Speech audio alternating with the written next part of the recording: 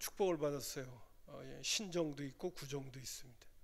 구정을 또 맞이하면서 한 달 동안 제대로 살지 못했던 2019년도를 새롭게 되돌아보면서 다시 시작하는 그러한 구정이 지난주에 있었습니다. 지난주에를 보내고 이제 새로운 각오와 결단을 또 가지면서 이제 2019년도를 또 출발하게 되는데, 오늘 저는 여러분에게 오늘 이 본문의 말씀을 중심으로 해서 예수 믿는 그리스도인들의 마음가짐, 그리고 우리가 가야 할 신앙의 태도, 이런 부분들을 또 여러분들에게 좀 말씀을 드리면서 정말 우리가 각오를 새롭게 해야 될 필요가 있습니다. 성경이 우리에게 주시는 메시지 앞에 우리가 좀 더 담대함도 갖고요, 용기도 갖고요, 한번 해보자, 하나님께서 도와주실 거야, 이런 마음을 갖고 우리가 믿음 생활을 해야 될 필요가 있음을 성경은 우리에게 계속해서 메시지를 전해주고 있으니까요. 내가 듣기 좋은 소리, 내가 편안한 소리, 그것을 들으려고 교회 오는 거 아니거든요. 교회 오는 거는 하나님의 말씀을 들으려고 오는 거니까, 오늘 성경에 나오는 말씀을 통해서 특별히 오늘은 설교 제목을 고난과 은총이라고 하는 두 타이틀을 가지고 말씀을 전하려고 합니다. 여러분, 예수 믿는 그리스도인의 삶이라고 하는 것은, 고난이라고 하는 것은 필연적인 겁니다. 신앙의 길을 걷는다는 것은 고난과 어려움과 고통이라는 것은 마치 친구처럼 생각하고 그렇게 가야 하는 것이 믿음의 길입니다. 오늘 본문에 나오는 말씀 가운데도 여러분, 예수 믿는 그리스도인들이 복음을 위해서 살지 않으면 되겠어요? 예수 믿는 그리스도인들은 전도하면서 살게끔 되어 있습니다. 내가 예수를 믿는데 내가 전도를 안 하고 있다, 또 못하고 있다 하는 차원에 그냥 머물러 있으면, 한마디로 표현하면 복음의 가치가 내 안에서부터 죽어가기 시작합니다. 힘들고 어려워도 내가 복음을 전하기도 하고, 어떻게 해야 내가 내 주변에 주님을 알지 못하는 사람들에게 예수님을 소개할까 하는 그런 마음이 늘 살아있어야 내가 지금 누리고 있는, 내가 지금 소유하고 있는 복음이 능력이 있다는 것을 알게 되어져요.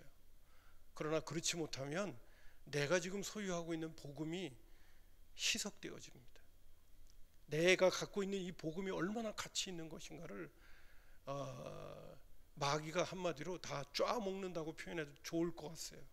그래서 무기력한 그리스도인으로 전락합니다.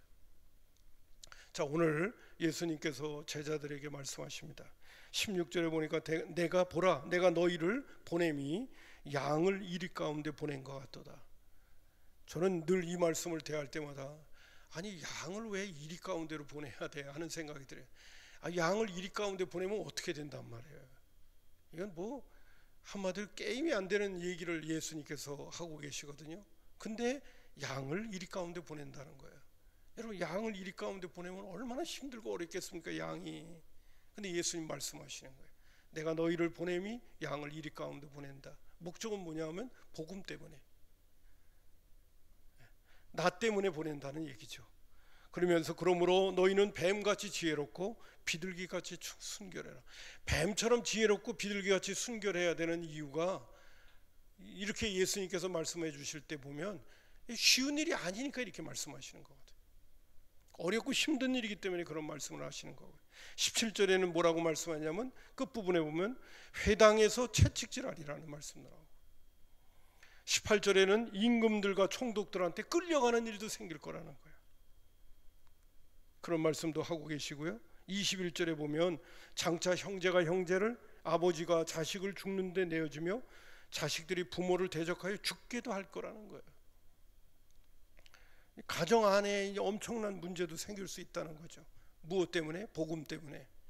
또 22절에 보면 또 너희가 내 이름으로 말미암아 모든 사람에게 미움도 받는다는 거예요. 그러나 힘들고 어렵겠지만은 끝까지 견디는 자에게 하나님께서 구원을 주시겠다, 이런 말씀을 하고 계셔요. 그러니까 여러분요, 제가 지금 드리는 이 메시지 가운데 보면 주님께서 우리를 양을 이리 가운데 보낸다고 하는 것은, 한마디로 표현하면 우리에게 하나님께서 예수 믿고 구원 받은 다음에 사명들을 다 주신다는 거예요.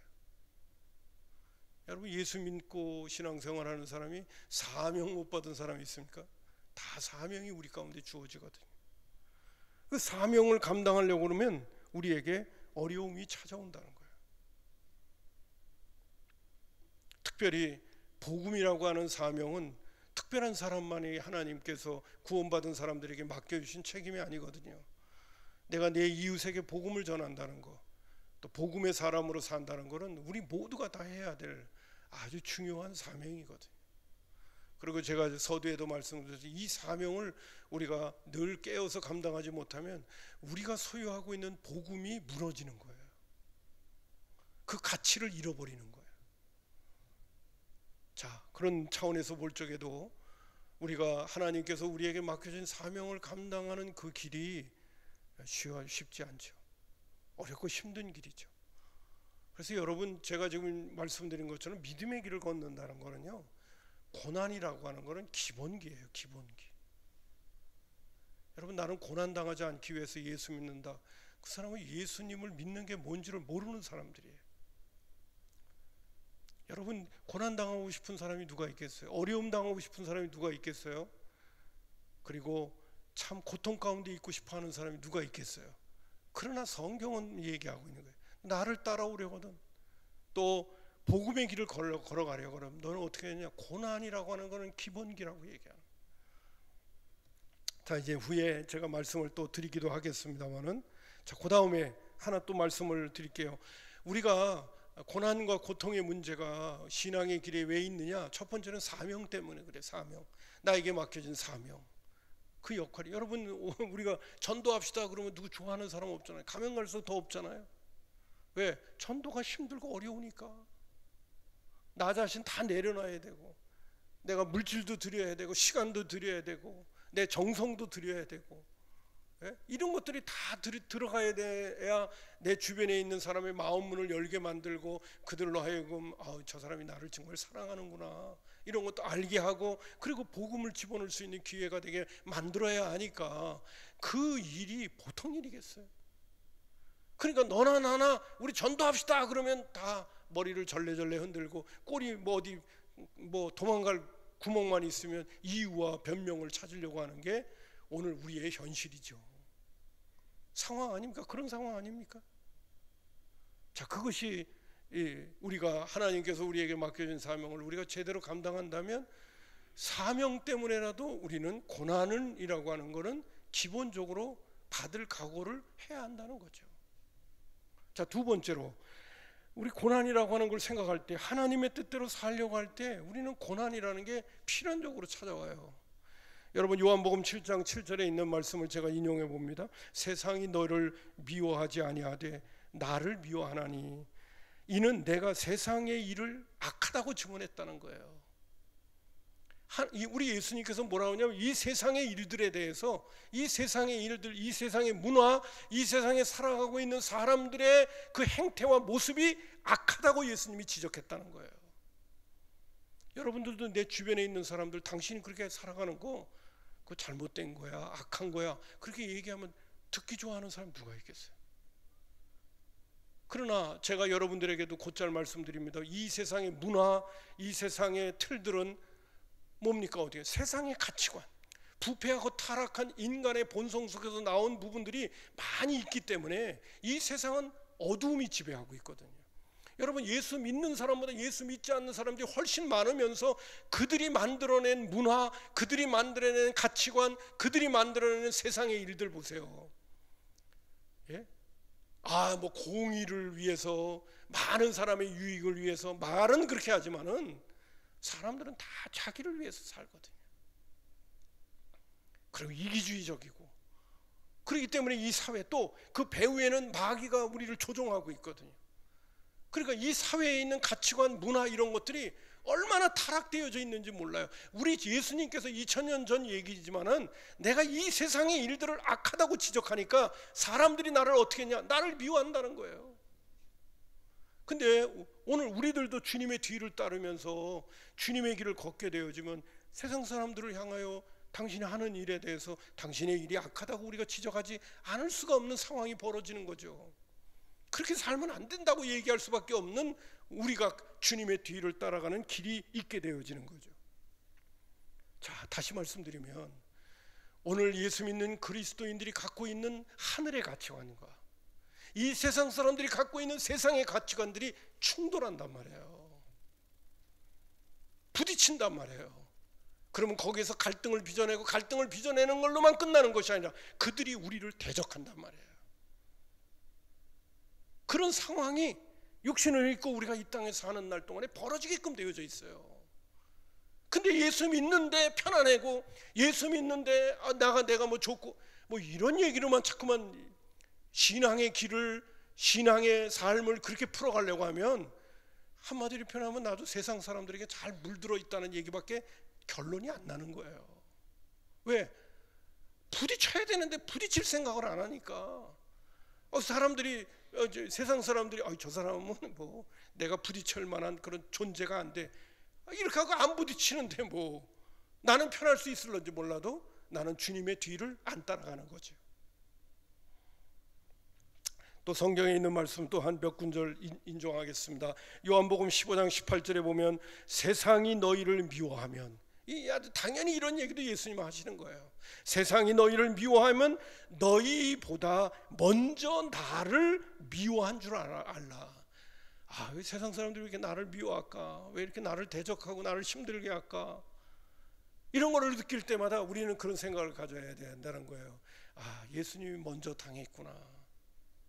예수님 말씀하시는 거야. 너희를 미워하면 너희들보다 먼저 내가 벌써 당했다는 것을 너희가 알고 어떤 면에서는 너무 낙심하지 마, 절망하지 마, 이런 말씀을 예수님이 지금 해주고 계시는 거거든요.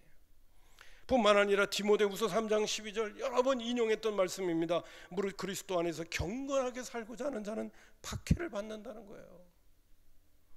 또 제가 성경 구절 하나 인용한 게 있습니다. 이건 한번 다 같이 한번 읽어보겠습니다. 저희 여기서는 좀 안 보여요. 사도행전 14장 22절인데요. 바울 사도가 복음을 전한 다음에 다시 그 복음을 들었던 분들에게 가서 이렇게 권면을 하는 그런 메시지예요. 여러분 한번 힘있게 한번 읽어봐 보시기를 바랍니다. 준비되셨어요? 자, 읽겠습니다. 시작.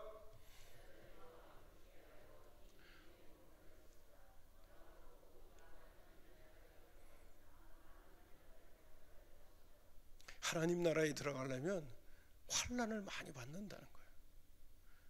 여러분 예수 믿고 구원받은 사람들에게 이런 얘기를 해주면 누가 좋아하겠어요? 예? 그런데도 이제 갓 예수 믿어 구원받은 사람들에게도 이 메시지를 바울 사도가 전하는 거예요. 왜? 전할 수밖에 없죠. 하나님 나라의 원리와 세상의 원리는 충돌을 하니까. 예수님이 이 세상의 가치관과 이 세상의 일들을 악하다고 예수님께서 판결을 내리셨으니까 그렇게 안 살려고 하는 저와 여러분의 삶 속에 그들이 얼마나 우리를 밉상으로 여기겠어요. 그렇기 때문에 하나님의 뜻대로 오늘도 우리가 살려고 하면 고난은 당연히 찾아오게끔 되어져 있고 그 고난 앞에 저와 여러분은 맞서야 된다는 거예요. 힘들어 어려워 그리고 내가 이렇게 도망가려고 하고 피하려고 한다면 결국 나는 하나님의 뜻대로 안 살려고 한다는 것을 보여주는 것밖에 안 되는 거예요. 그렇기 때문에 여러분 신앙생활이라고 하는 것은 고난과 고통이 기본적으로 따라온다는 걸 알고 각오를 하고 가는 길이에요. 뿐만 아니라 제가 또 하나 이 고난에 대한 문제를 하나 더 언급을 한다면요, 내 안에 또 내 문제가 있어요. 내 문제가 오늘 설교 그 안에도 넣어놨습니다. 내 안에 있는 나와의 싸움이 또 있어요. 여러분 내 안에는 부패된 내가 있다는 사실이죠. 마가복음 7장 20절부터 23절에 있는 말씀 가운데 보면 예수님 이런 말씀하셨습니다. 또 이르시되 사람에게서 나오는 것이 사람을 더럽게 하느니라. 속에 있는 것 또 사람의 마음에서 나오는 것은 악한 생각, 그 음란, 도덕질, 살인, 간음, 탐욕, 악독, 속임, 음란, 질투, 비방, 교만, 우매함이니 이 모든 악한 것들이 다 속에서 나와서 사람을 더럽게 한다는 거예요. 이런 것들로 인하여 만들어진 세상 문화, 이런 것들로 인하여 만들어진 세상의 가치관, 그것도 이제 우리와 충돌이 될 뿐만 아니라 내 안에서 지금 일어나고 있는 이 내 안에 부패된 나의 모습 때문에 나는 나와의 싸움이 시작되는 거죠. 성령님이 오셔서 우리에게 거룩한 마음을 한 곳에 주셨습니다. 예수 믿는 그리스도인들은 마땅히 이렇게 살아가야 된다고 그러는데, 내 안에 있는 부패한 나는 내가 좋아하고 싶은 육신의 정욕, 안목의 정욕, 이생의 자랑을 향하여 나를 자꾸 끌고 가는 거예요. 그러니까 내 안에 두 마음이 있어가지고 계속 갈등하고 싸움을 하는 거예요. 그것이 우리에게 어려움이죠. 그래서 예수님께서 누가복음 9장 23절에도 또 무리에게 이르시되 아무든지 나를 따라오려고는 첫 번째 신앙의 출발은 어디서부터 시작해야 되느냐? 자기를 부인하는 것에부터 시작해야 돼요. 내 안에 육신의 정욕, 안목의 정욕, 이생의 자랑이 일어나고 있는 부패하고 타락한 나 자아의 본성, 이기주의적이고 자기중심적이고 나만을 챙기려고 하는 그 나의 욕심의 문제를 먼저 부인하지 않으면 주님의 뒤를 따르는데 문제가 생기니까, 주님은 그런 것들을 내려놓고 오라고 하는데 나는 그거 붙들고 갈 수는 없거든요. 그렇기 때문에 주님은 나를 따라오려고 하던 첫 번째가 자기를 부인해야 되는 거예요. 그리고 자기 십자가를 지고 나를 따르라고 말씀하시니까, 여러분 신앙생활에 있어서 자기를 부인하는 것이 스타트가 되지 않으면요, 이건 출발이 잘못된 거예요. 이 부분이 우리의 믿음의 길을 걸어가는데 제일 먼저 주시는 주님의 메시지입니다. 고린도전서 9장 27절 바울 사도는 또 이런 말을 합니다. 내가 내 몸을 처복종하게 하면, 여러분 내 몸을 내가 쳐서 복종시키려면 시킨다면 얼마나 고통이 따라오겠습니까? 얼마나 어려움이 되겠어요. 여러분도 여러분 뺨을 한번 여러분이 때려보세요. 안 아프시겠어요? 아프죠.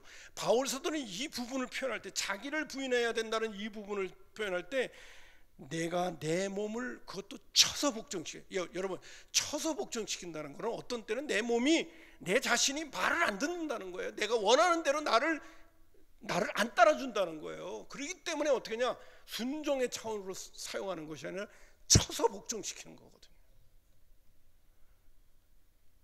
그러면서 하시는 말씀이, 내가 남에게 복음을 전파한 후에 자신이 도리어 버림을 당할까 두렵다는 거죠. 여러분, 내 자신, 내 안에 있는 나와의 싸움도 예수 믿는 그리스도인들에게는 고통입니다. 고난입니다. 예수 믿지 않는 사람은 내 안에 싸움이 없습니다. 양심의 싸움이 좀 있으려고 있는데 계속 나쁜 짓을 하게 되면 그 양심도 무뎌져 버립니다. 자기가 하고 있는 짓이 자신의 양심의 가책도 안 받게 되어집니다. 그게 세상 사람들이 살아가는 방식이에요. 그러나 예수 믿는 그리스도인들은 성령님, 거룩한 영이 내 안에 와 계시기 때문에 그 성령님은 오늘도 하나님의 영광을 위하여 살기를 원하시고 하나님의 나라의 통치를 받기를 원하시는 그 길로 우리를 인도하는데, 내 안에 있는 이 부패하고 타락한 본성은 끊임없이 나로 하여금 주님이 원하시는 그 길로 가기를 원치 않으니까 그 두 마음이 우리 안에서 끊임없는 싸움을 벌이고, 그것이 우리에게 고통이 되고 고난이 되어지는 거죠. 고린도전서 15장 31절도 한 번 더 은용합니다. 형제들아, 내가 그리스도 예수 우리 주 안에서 가진 바 너희를 대하여 나의 자랑을 두고 단언하니 나는 날마다 죽는. 여러분, 날마다 죽는다는 게 얼마나 어렵겠어요. 죽는다는 자체가 어려운 거 아닙니까? 그냥 날마다 죽는다고 얘기해요. 자, 그러면 이제 아주 벌써 이 서론 부분이 20분 정도 지나간 것 같아요. 자, 그러면 우리는 오늘도 주님의 뒤를 어떻게 하면 따라갈 수 있을까요? 제대로 따라가지 못할 이 길을 오라고 주님께서 그냥 우리를 그냥 우격다짐으로 땡기는 걸까요?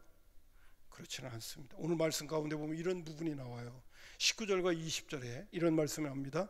너희를 넘겨줄 때 어떻게 또 무엇을 말할까 염려하지 말라. 그때 너희에게 할 말을 주시겠다.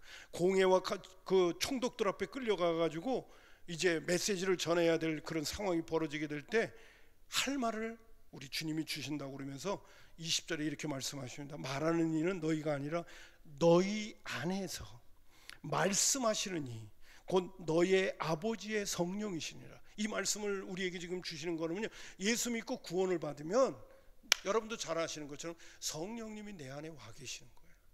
성령님이 오셨다라고 하는 것은 그리스도의 영이기 때문에 주님이 와 계신 거하고 똑같은 거예요. 오늘도 감독들과 그리고 임금들 앞에 끌려가가지고 뭐 이제 신문을 받아야 될 상황이 되어질 때 무엇을 말할까 걱정하지 말라는 거예요. 네 안에 와 계신 성령님이 너에게 할 말을 준다는 거예요. 예전에도 제가 전도의 부분을 생각할 때 이 구절을 생각하면 도대체 무슨 말씀을 어떻게 준다는 거야, 이런 생각을 가질 때가 여러 차례 있었습니다. 근데 일단 여러분 먼저 생각할 것은 뭐냐면 뭐 어떤 말씀을 나에게 떠오르게 하셔서 말씀을 전하게 하실런지 그건 일단 차지해 두더라도 중요한 부분은 뭐냐면 예수 믿고 구원받고 복음의 사람이 된다면 주님이 내 안에 와 계시다는 거예요. 이건 아주 기본이에요, 기본. 그렇기 때문에 할 말을 주시는 거죠. 20절을 제가 또 한 번 읽어보겠습니다. 말하는 이가 너희가 아니라 너희 속에서 말씀하시는 이 곧 너희 아버지의 성령이시다. 너희 속에서 말씀하시는 이가 계시는데 그분이 바로 성령님이시다. 너는 너 혼자가 아니야. 너희가 힘들고 어려운 사명의 길을 걷기도 하고 하나님의 뜻을 쫓아 걷기도 하고 네 안에 싸움이 있기도 하지만은 너는 너 혼자가 아니야. 내가 너와 함께 하는 거야. 이 말씀을 마태복음 10장에서도 주고 계시다는 사실이죠. 여러분, 제가 출애굽기에 있는 말씀을 읽는 가운데 하나님과 모세와의 대화의 장면이 나옵니다. 하나님께서 시내산에 모세를 불러 올린 다음에 십계명을 주시고 40일 동안 금식하면서 주님과 대화하면서 십계명을 주시는데 그 십계명을 주실 때 이스라엘 백성들이 산 아래서 금송아지를 만들어 놓고 이 금송아지가 우리를 애굽 땅에서 인도하는 우리의 신이라고 하면서 거기서 예배를 드리고 제사를 드리는 거예요. 하나님께서 그건 다 보고 계시다가 모세하고 대화 나누다가 이 모세야, 네 백성들이 부패하고 타락했다. 내려가 봐. 내려가서 보니까 이게 희한한 짓을 하고 있는 거예요. 금송아지를 만들어 놓고서 이것이 우리를 애굽 땅에서 인도한 신이라고 난리를 치고 있는 거예요. 너무너무 속이 상해서 모세가 말입니다. 하나님께로부터 받은 돌판 2개를 내던져 가지고 그를 깨트리고 그리고 엄청난 일을 하게 되어집니다. 자, 그런데 하나님이 뭐라고 말씀하시냐? 야, 모세야, 나는 이 백성들한테 정말 실망했다. 이 백성은 끝장내버리고 네 시에서 날 새로운 민족을 내가 만들면 안 되겠니? 그렇게 하나님께서 모세에게 제안을 하시는 거예요. 그러니까 모세가 그 얘기를 딱 듣자마자 하나님, 그럴 수는 없습니다. 하나님께서 이 백성을 애굽에서 건져낸 다음에 이 광야에서 다 죽게 한다면 하나님을 모르는 주변에 있는 민족들이 하나님을 뭐라고 그러겠습니까? 하나님 불쌍히 여기시고 이 백성을 다시 한번 용서해 달라고. 그래서 안타까운 마음으로 하나님 앞에 요청을 합니다. 그러니까 하나님께서 마음을 돌이키셔서 그래, 알았다. 네 말이 참 일리가 있구나. 그러면서 가나안 땅으로 너희들은 빨리 이제 출발해라. 그리고 하나님께서 마음을 돌이켰어요. 근데 하나님 뭐라고 말씀해요? 야, 근데 나 이제는 너희들하고 같이 갈 수는 없다. 너희들하고 또 같이 갔다가 무슨 일이 또 일어날지 모르겠다. 너희들은 목이 곧은 백성이기 때문에 또 무슨 짓을 하는지 모르기 때문에 그때 니네들이 또 나를 배반하고 나를 거역하게 된다면 너희들 다 끝장날 것 같다. 난 너희들하고 같이 갈 수 없다. 이런 얘기를 하시는 거예요. 그럴 때 모세가 하나님 앞에 했던 이야기들을 제가 성경 구절 몇 가지를 하겠습니다. 자, 출애굽기 33장 3절 한번 잘 보세요. 제가 읽습니다. 너희는 적과 꿀이 흐르는 땅에 이르려 하려 하니와 나는 너희와 함께 올라가지 아니하리니 너희는 목이 곧은 백성인즉 내가 길에서 너희를 진멸할까 염려함이라 하시니. 하나님 함께 못 가겠다는 거예요. 너희들을 이제 허락을 해주고 가나안 땅을 내가 가게끔 만들어주긴 하는데 나는 같이 못 가겠다는 거예요. 걱정도 되고 못 가겠다는 얘기를 하십니다. 그랬더니 모세가 이런 얘기를 합니다. 출애굽기 33장 12절과 13절에 주께서 전에 말씀하시기를 나를 이름으로 너를 알고 너도 내 앞에 은총을 입었다 하셨사온즉 내가 참으로 주의 목전에 은총을 입어 싸우면 원하건대 주의 길을 내게 보이사 내게 주를 알리시고 나로 주의 목전에 은총을 입게 하시며 이 족속을 주의 백성으로 여겨달라. 하나님, 전에 나를 만나주시지 너는 은총을 입은 자다. 너는 정말 큰 은총을 입은 자다 라고 하나님이 나에게 말씀하시지 않았습니까? 그렇다면 나를 계속해서 은총을 입은 자가 좀 되게 해주세요. 그러면서 하나님 앞에 요청을 합니다. 그 말씀을 하시면서 이런 얘기를 합니다. 출애굽기 33장 16절 17절 나와 주의 백성이 주의 목전에 은총을 입은 줄을 무엇으로 알리까? 나는 은총을 입었다. 하나님께서 은총을 줬다. 그러면 그게 바로 뭐냐면 그 은총이 미리 말씀드리면 하나님이 함께 하시는 것이 은총이라는 거예요.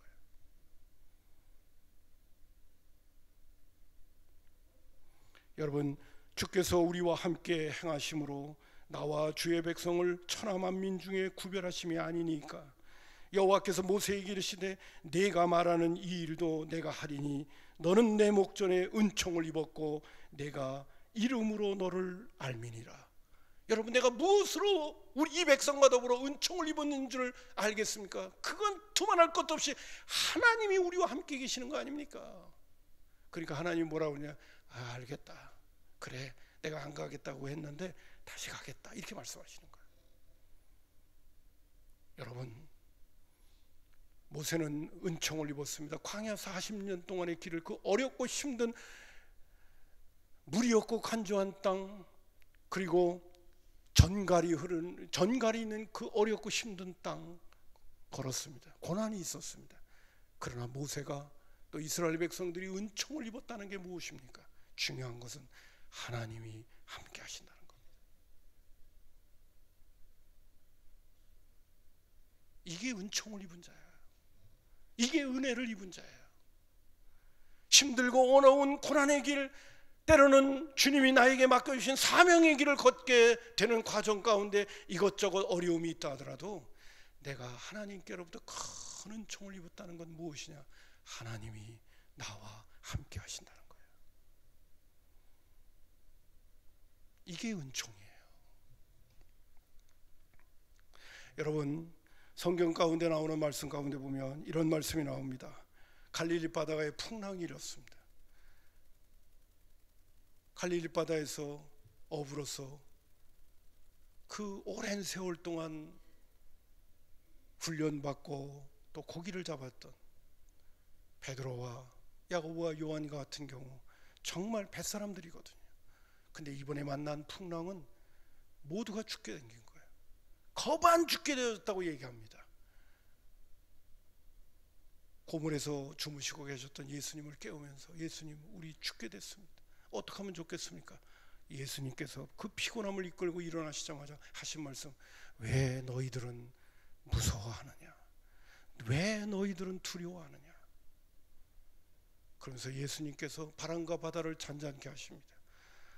예수님께서 제자들이 우리는 거반 죽게 되었다고 예수님 깨우는데 당연히 그래요, 큰일 날 뻔했구나 이렇게 얘기하신 게 아니라 왜 걱정하고 왜 두려워하고 왜 염려하느냐는 거예요. 하나님이, 우리 예수님께서.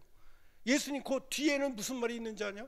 내가 자고 있었어도 내가 함께 하고 있지 않느냐 이 얘기죠. 믿음이 적은 자들아, 다른 복음서에서는 너희들의 믿음이 어디 있느냐 이렇게 말씀하시면서 왜 무서워하고 왜 두려워하냐는 거예요. 당연한 무서움과 두려움임에도 불구하고 예수님은 말씀하시죠. 내가 너희들과 함께 하는데 왜 무서워하고 두려워하느냐? 바람과 바다도 잔잔케 하는 분이 난데 왜 무서워하고 두려워하느냐고 말씀하셨던 내용이 나옵니다. 여러분, 인생의 문제는 하나님이 나와 함께 계시느냐 안 계시느냐라고 하는 믿음의 문제인 거예요. 여러분의 삶 속에 어렵고 힘든 인생의 풍랑이 있습니까? 주의 일을 감당하다가 낙심하고 좌절할 만한 그러한 원망과 불평과 짜증이 있습니까? 이 모든 문제도 주님이 나와 함께 계시냐, 내가 주님 안에 있는가, 이것에 대한 믿음이 확실하다면 우리의 인생의 모든 문제는 그렇게 큰 문제가 되지 않습니다. 왜? 주님이 나와 함께 계시기 때문에. 예수님께서 주님의 뒤를 따른다는 것은 어렵고 힘든 길이라고 하는 거 이미 기본적으로 얘기해 주고 계세요. 그러나 말씀하십니다. 내가 너희들과 함께 있지 않느냐. 여러분, 지난주 금요일 날도 이런 메시지를 우리 믿음의 식구들과 나누었습니다. 마태복음 10장 29절부터 31절 가운데 이 복음에 대한 메시지를 전하시다가 예수님께서 이런 말씀을 하십니다. 참새 2마리가 한 아사리온에 팔리지 않느냐? 그러나 너희 아버지께서 허락하지 아니하시면 그 하나도 땅에 떨어지지 아니하리니 너희에게는 머리털까지 다 세신 바 되었나니 두려워하지 마라. 너희는 참 많은 참새보다 귀하니라. 요한복음 16장 13절에는 세상에서는 너희가 환난을 당하나 담대하라. 내가 세상을 이겼다. 이렇게 말씀하셨습니다. 오늘 제가 여러분에게 드리고 싶은 말씀은 무엇입니까? 여러분, 주님의 뒤를 따르는 건 쉽지 않습니다. 그 길은 고난의 길이고 때로는 고통의 길이고 어려움의 길입니다. 그러나 그 길에는 누가 함께 계시냐? 주님이 함께 계시다는 것.